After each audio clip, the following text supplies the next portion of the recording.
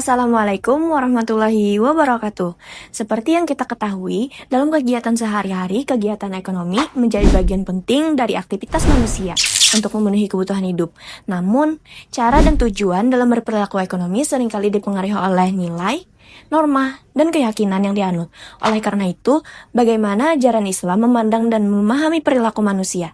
Berdasarkan hal ini, kami akan mengulas pembahasan tentang perilaku ekonomi dalam perspektif Islam. Manusia dan ekonomi merupakan dua hal yang tidak dapat dipisahkan, karena manusia merupakan aktor penggerak kegiatan ekonomi itu sendiri. Jadi, tanpa manusia, tidak akan ada kegiatan ekonomi.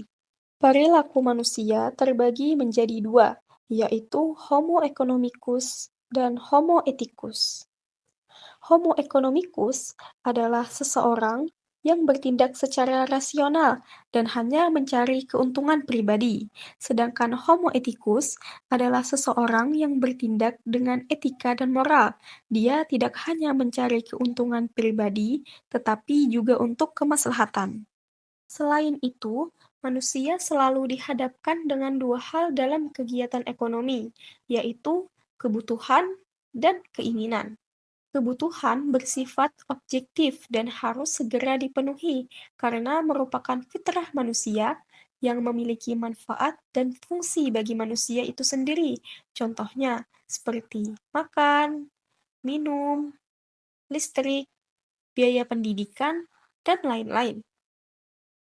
Sedangkan keinginan bersifat subjektif dan tidak harus dipenuhi. Karena itu hanya hasrat manusia untuk memberikan manusia itu kepuasan, seperti mobil baru, baju baru, aksesoris, hiburan, dan lain-lain.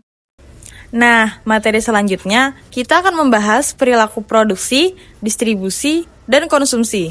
Dalam ekonomi Islam, produksi adalah menciptakan atau menambah manfaat suatu barang atau jasa yang halal dan bermanfaat untuk memenuhi kebutuhan manusia, dengan tujuan mendapatkan ridha Allah, bukan hanya semata-mata mencari keuntungan. Kedua adalah distribusi, yaitu menyalurkan kepada konsumen secara adil dan merata kepada masyarakat. Tujuannya bukan hanya pemerataan ekonomi, tetapi juga terwujudnya keadilan sosial dan kemaslahatan umat. Dan yang ketiga adalah konsumsi, yaitu penggunaan barang atau jasa yang diatur terbatas pada proporsionalitas personal karena sifatnya yang sangat relatif. Artinya, banyaknya sesuatu dalam kadar seorang individu belum tentu sama ketika dibandingkan dengan individu yang lain. Adapun etika dalam konsumsi adalah halal, thayyib, tidak berlebih-lebihan, dan tidak mubazir. Setelah mengenal produksi, distribusi, dan konsumsi, kita juga perlu mengenal apa saja prinsip-prinsip dalam ekonomi Islam. Beberapa prinsip dalam ekonomi yaitu yang pertama adalah prinsip tauhid. Seluruh aktivitas ekonomi harus berlandaskan pengakuan bahwa Allah adalah pemilik mutlak segala sesuatu. Apa yang kita punya adalah titipan dari Allah yang harus kita kelola dengan baik. Lalu, yang kedua, ada prinsip khilafah. Manusia adalah wakil Allah yang bertugas mengelola sumber daya secara adil, efisien, dan bertanggung jawab.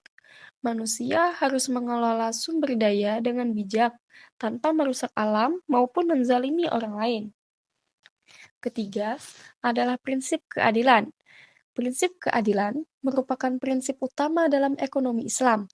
Keadilan dapat diterapkan dalam berbagai aspek, seperti penetapan harga, kualitas produksi, perlakuan terhadap pekerja, dan lain sebagainya. Prinsip keempat adalah prinsip tazkiyah, yaitu membersihkan jiwa dari sifat tamak, kikir, maupun hubud dunia dengan cara melalui zakat, infak, serta sedekah. Dan yang terakhir adalah prinsip falah. Kegiatan ekonomi dilakukan atas dasar mencapai falah atau kesuksesan dunia dan akhirat. Dari pembahasan-pembahasan sebelumnya, dapat ditarik sebuah kesimpulan bahwasanya perilaku ekonomi dalam perspektif Islam adalah cara manusia untuk berusaha memenuhi kebutuhan hidupnya sesuai dengan ajaran syariat. Mencari rezeki bukan hanya soal mencari keuntungan, tetapi juga bagian dari ibadah yang harus dijalankan dengan prinsip keadilan, kejujuran, dan tanggung jawab sosial untuk mencapai kesejahteraan bersama dan keridhaan Allah Subhanahu wa Ta'ala. Sekian video dari kami. Mohon maaf jika terdapat banyak kesalahan. Wassalamualaikum warahmatullahi wabarakatuh.